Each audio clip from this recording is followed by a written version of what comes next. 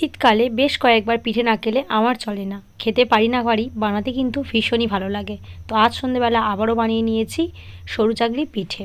সমস্ত পিঠের মধ্যে এই পিঠেটা ঝটপট বানানো হয়ে যায়, খেতে কিন্তু বেশ ভালোই লাগে এই শীতকালে গুড় দিয়ে। তো আজ সন্ধ্যেবেলা অল্প একটু বিউলির ডাল ভেজানো ছিল, সেটা বেটে নিয়েছি, আর সাথে চালের গুঁড়ো দিয়ে একটা সুন্দর বাটা তৈরি করে নিয়েছি।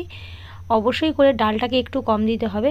ডাল যে পরিমাণ দেবো তার 3 ডবল চাল দিলেই হবে। 3 থেকে 4 ডবল চাল দিয়ে আমি এই ব্যাটারটা বানিয়ে নিয়েছি।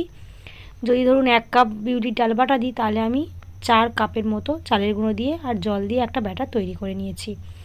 ব্যাস, প্রথমে কড়াইতে করছিলাম, তারপর গ্যাসে করবো বলে ননস্টিকটা ব্যবহার করেছি। আমি কিন্তু নর্মাল কড়াইতেও সুন্দর করে সরু চাকলি তুলতে পারি, সেটা না হয় একদিন শেয়ার করব।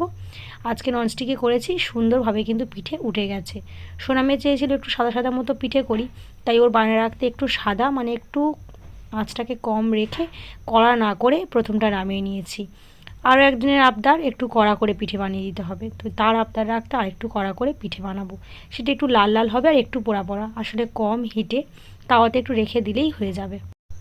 আগে যখন ছোট ছিলাম তখন তো পিঠে দেখলে খুবই রাগ হতো। পিঠের দিনগুলোতে আমি ভাত খুঁজতাম, সাথে ডিম ভাজা, সেটা খেয়েই ঘুমিয়ে পড়তাম। কিন্তু এখন পিঠে খেতে কিন্তু বেশ ভালো লাগে, বানাতে তো আরোই ভালো লাগে। যখন সুন্দর সুন্দর করে সরু চকলি এইভাবে উঠে যায়, তখন তো আরোই মজা লাগে।